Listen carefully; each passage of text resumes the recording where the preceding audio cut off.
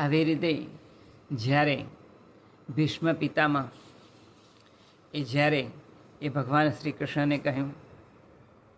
કે ભગવાન, હું કૌરવ પક્ષની અંદર હતો એટલે તમારા સારામાં સારા હું દર્શન કરી શક્યો છું. જો પાંડવ પક્ષમાં હોત તો આપના હું દર્શન એ બરાબર કરી શક્યો ન હોત. મને ખબર છે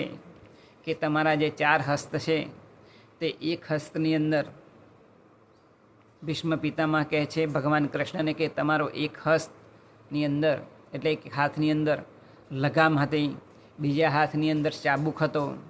ત્રીજો હાથ તમારો ભગવાન અર્જુનના મસ્તક ઉપર હતો